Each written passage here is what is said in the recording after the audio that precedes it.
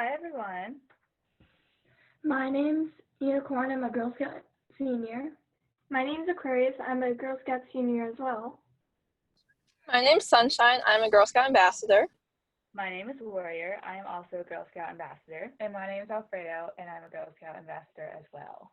We are this summer's CITs, and we decided to put together this program where we will read aloud some books and sing a few songs. We hope you enjoy and feel free to sing along. First, we will have the Moose Song. There was a great big moose. He liked to drink a lot of juice. There was a great big moose. He liked to drink a lot of juice.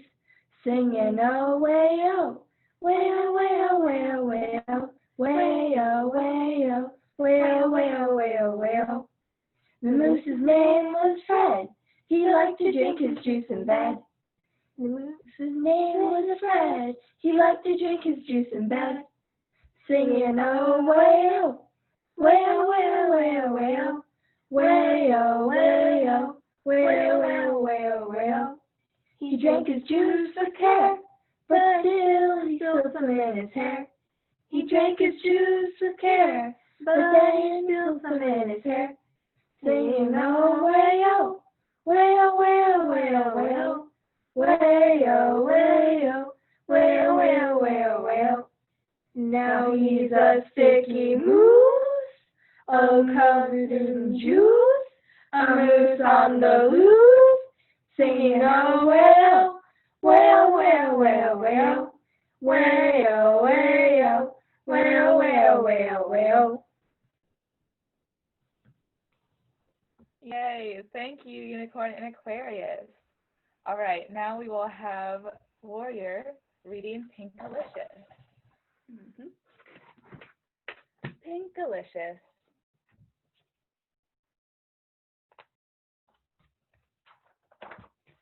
Pinkalicious. It was a rainy day, too wet to go outside. Mom said, "Let's make cupcakes." "What color do you want?" "Pink," I said. "Pink, pink, pink." "Mom, put in some pink." "More," I cried. "More, more, more." I gobbled up a couple of cupcakes while Mom and I frosted them. They were so yummy. They were Pinkalicious. I offered one to Peter, my little brother, but he is very picky and didn't want to eat his, so I ate it.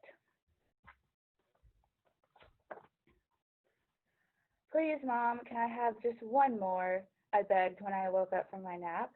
"You get what you get, and you don't get upset," she said, but I got very upset.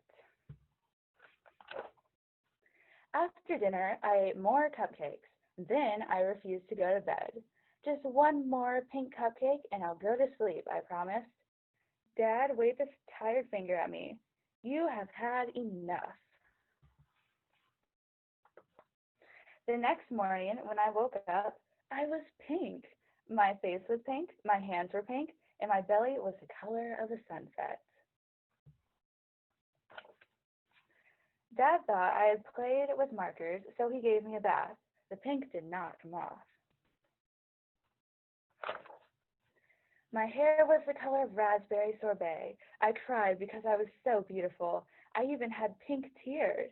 I put on my pink fairy princess dress and twirled in front of the mirror while Mom speed dialed the pediatrician. "I'm Tinkerbell. Look at me. I'm Tinkerbell," I sang. Mom grabbed her purse. "Just one more cupcake. Please, just one more," I yelled on the way out the door. Mom took me right to the doctor's office. Dr. winked, looked at me, and said, "You have a very rare and acute case of pinkatitis." I guess that's not the worst thing that could happen. Just call me Pinkerella. Then Dr. Wink said, "For the next week, no more pink cupcakes, pink bubblegum, or pink cotton candy. To return to normal, you must eat a steady diet of green food." On the way home, we stopped at the playground. My friend Allison was there, but she didn't see me because I blended in with the pink peonies. When I waved to Allison, a bumblebee landed on my nose. "Buzz off! I am not a flower," I scolded the bee. Soon I was surrounded by bees, butterflies, and birds. Mom, I cried, please take me home. When we left the playground, I asked Mom if I could eat another pink cupcake when we got home. Don't you remember what the doctor told you? She said. No more cupcakes.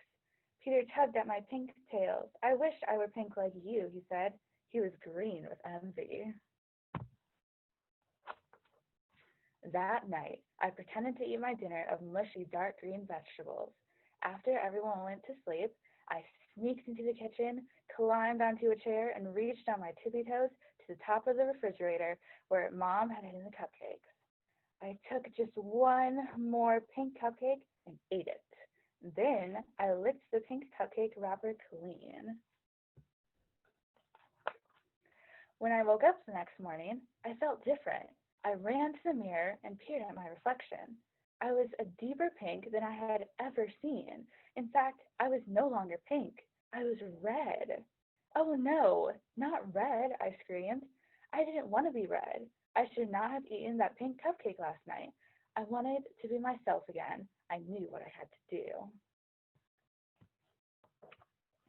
I opened the fridge, held my nose, and squeezed the bottle of icky green relish onto my tongue. I ate pickles and spinach, olives and okra. I choked down artichokes, gagged on grapes, and burped up Brussels sprouts. Next thing I knew, my arms tingled, and my feet twitched. I was no longer red. I was no longer pink. I was me, and I was beautiful. So, what happened to the rest of the cupcakes, Pinkalicious? Dad asked. Just then, Peter ran in and yelled, Pinkaboo! Thank you. All right, now Warrior and I, Alfredo, will be singing the donkey song. All right, okay. Hey ho, here we go. Donkey riding, hey ho, here we go. Riding on a donkey. Have you ever been to Quebec? Have you ever been to Quebec? Storing lumber on the deck, storing lumber on the deck. See the king in his paper crown, see the king in his paper crown. Riding on a donkey, riding on a donkey. Hey ho, here we go. Donkey riding, hey ho, here we go. Riding on a donkey. Have you ever been to Egypt? Have you ever been to Egypt? Reading hieroglyphic scripts, reading hieroglyphic scripts. See the mummies in their cribs, see the mummies in their cribs. Riding on a donkey, riding on a donkey. Hey ho, here we go. Donkey riding, hey ho, here we go. Riding on a donkey. Have you ever been to the moon? Have you ever been to the moon? Riding down the lunar dunes, riding down the lunar dunes. Martians will be coming soon, Martians will be coming soon. Riding on a donkey, riding on a donkey. Hey ho, here we go. Donkey riding, hey ho, here we go. Riding on a donkey. Have you been to Linden Camp? Have you been to Linden's camp? Where it's always nice and damp, where it's always nice and damp. Hiking up and down the trails, hiking up and down the trails. We wish we had a donkey. Hey ho, here we go. Donkey riding, hey ho, here we go. Riding on a donkey. Nice job. All right, now we will have Unicorn reading Peter Rabbit.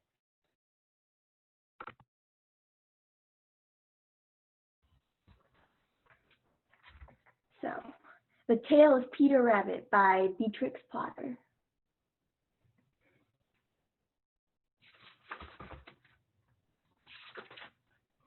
Once upon a time, there were 4 little rabbits, and their names were Flopsy, Mopsy, Cottontail, and Peter. They lived with their mother in a sandbank underneath the root of a very big fir tree. Now, my dears, said old Mrs. Rabbit one morning, you may go into the fields or down the lane, but don't go into Mr. McGregor's garden.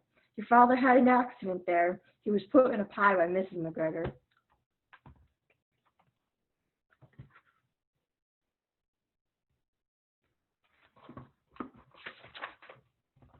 Now run along and don't get into mischief. I'm going out.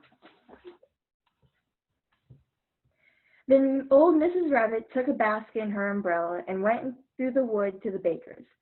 She bought a loaf of brown bread and 5 currant buns. Flopsy, Mopsy, and Cottontail, who were good little bunnies, went down the lane together. Stop that, Aquarius. Went down the lane to gather blackberries.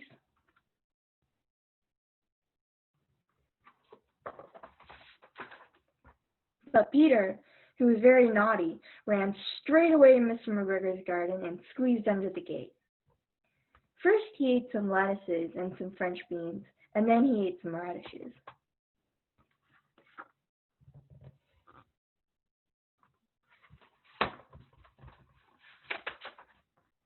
And then, feeling rather sick, he went to look for some parsley.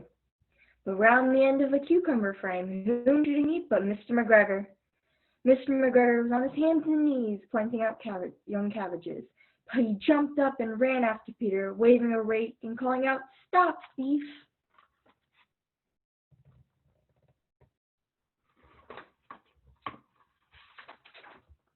Peter was most dreadfully frightened. He rushed all over the garden, for he had forgotten the way back to the gate. He lost one of his shoes among the cabbages, and the other shoe amongst the potatoes. After losing them, he ran on 4 legs and went faster, so that I think he might have gotten away altogether, if not, unfortunately, he had run into a gooseberry net and got caught by the large buttons on his jacket. It was a blue jacket with brass buttons, quite new.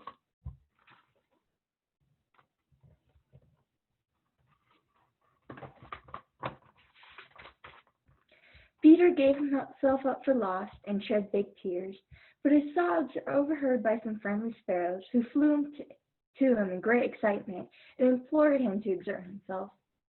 Mr. McGregor came up with a net, which he intended to pop upon the top of Peter, but Peter wiggled out just in time, leaving his jacket behind him.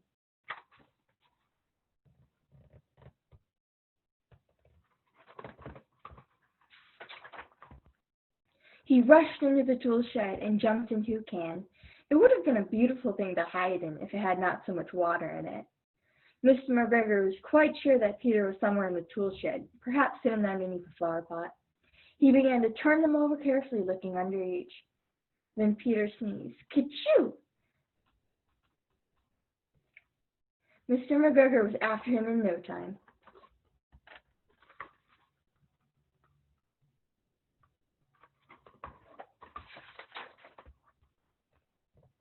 He tried to put his foot upon Peter, who jumped out of a window, upsetting 3 plants. But the window was too small for McGregor, and he was tired of running after Peter. He went back to his work. Peter sat down to rest. He was out of breath and trembling with fright, and he had not the least idea of which way to go. Also, he was very damp when sitting in that can. After a time, he began to wander about, going lippity-lippity, not very fast, and looking all around.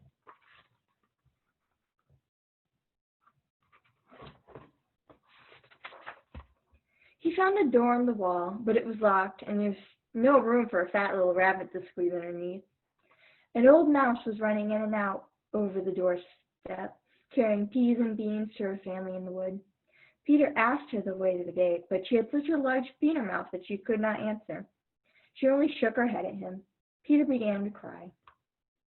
Then he tried to find his way straight across the garden, but he became more and more puzzled. Then he came to a pond where Mr. McGregor filled his water cans. A white cat was staring at some goldfish. She sat very, very still, but now and then again the tip of her tail twitched as if it were alive.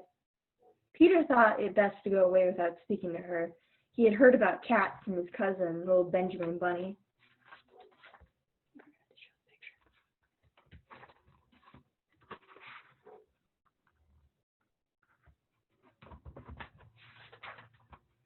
He went back to the tool shed, but suddenly, quite close to him, he heard the noise of a hoe. Scritch, scratch, scratch, scritch. Peter scuttered underneath the bushes. But then, as nothing happened, he came out and climbed over a wheelbarrow and peeped over. The first thing he saw was Mr. McGregor hoeing onions. His back was turned towards Peter, and beyond him was the gate.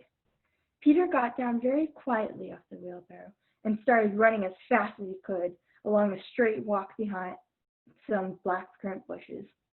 Mr. McGregor caught sight of him at the corner, but Peter did not care. He slipped underneath the gate and was safe at last in the wood outside the garden.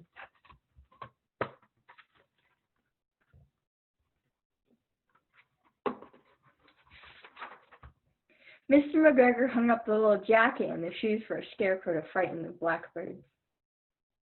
Peter never stopped running or looked behind him until he got home to the big fir tree. He was so tired that he flopped down upon the nice soft sand on the floor of the rabbit hole and shut his eyes. His mother was busy cooking. She wondered what he had done with his clothes. It was the second old jacket and pair of shoes that Peter had lost in a fortnight.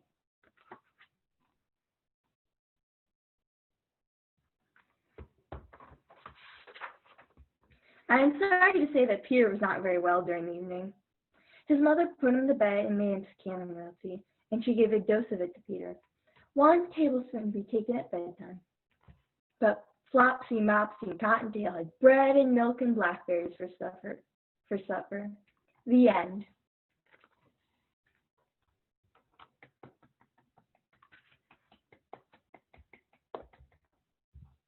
Thank you, Unicorn. All right, now we have Aquarius singing the Donut Shop song.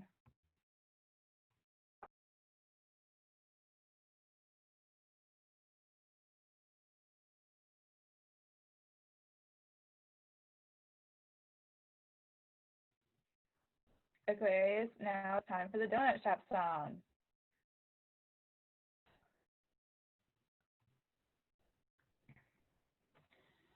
Well, I walked around the corner and I walked around the block and I walked right into the donut shop and I picked a donut right out of the grease and I handed the lady a 5-cent piece.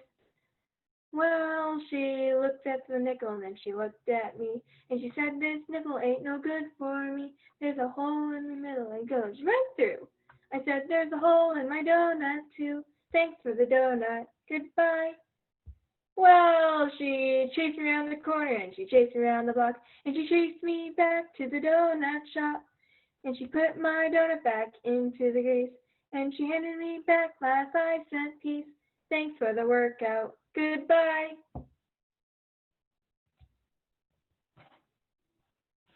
Thanks, Aquarius. All right, now we have Sunshine singing reading her moose book. Hi guys, so I will be reading Antlers Forever by Frances Blackson. When young Orville Anderson Tarkington Moose awoke one bright morning, his antlers were loose.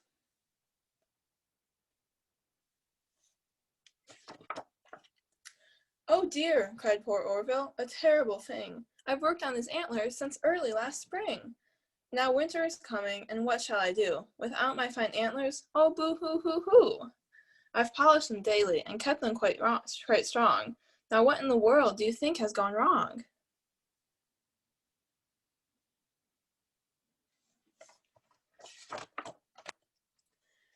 "It's vitamin M, that's the thing I must lack. You get those from beezles, and those grow out back.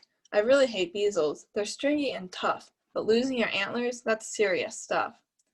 So Orville ate beezles galore, until he was full, then he burped and ate more.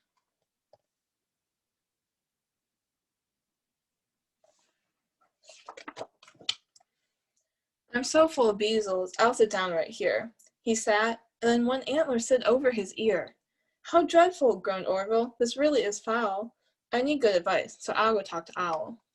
Because of his eyes and the calm way he sits, Owl looked like a bird with remarkable wits.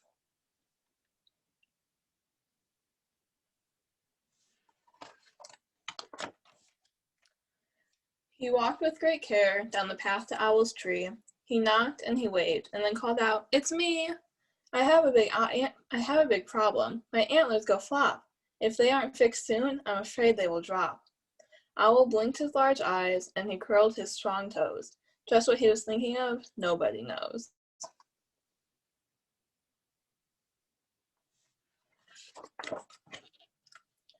"Young Orville," said Owl, "I'd have thought that you knew that antlers like yours are held on by a screw. Your screw has come loose, as screws sometimes will do. This makes you a screw loose. He-ho-ho-ha-hoo. To fix them is simple. We screw them back in. I'll hold them in place while you turn around and spin. Oh, thank you, said Orville. You're so very kind. Grab hold of my antlers. We'll give 'em a wind.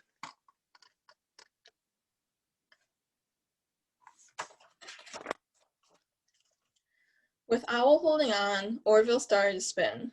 There was screeching and flapping, a terrible din. When they finally quit, Orville crashed in a heap, and Owl was too tired to make even a peep.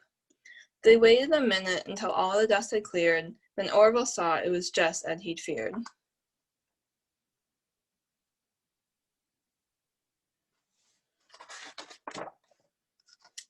His antlers were off. There they lay on the ground. Poor Orville was stunned. He could not make a sound. Then he threw back his head, and he cried and he howled. He wept and he snorted and bellowed and yowled.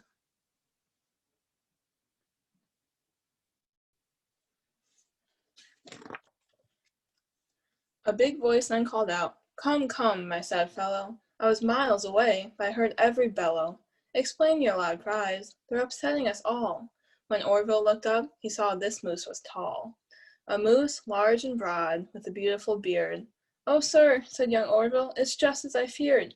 I just could not save them. My antlers fell off. It's terribly sad. Now my friends will all scoff."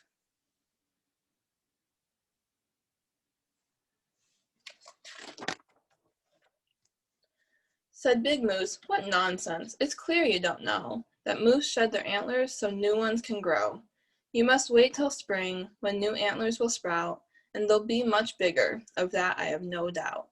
They'll also be heavy, and that's why it's best that antlers fall off so our heads get rest."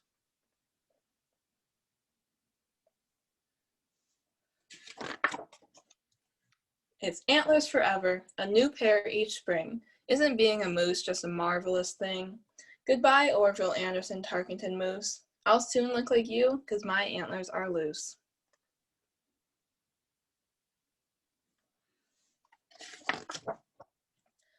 And that is the story of Orville the Moose, who learned not to fret when his antlers got loose.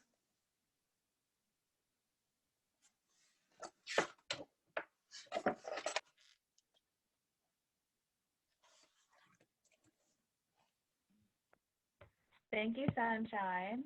That's the end of our virtual read aloud. Thank you for joining us. We hope you had a good time, and we're looking forward to next time. Goodbye. Bye. Bye.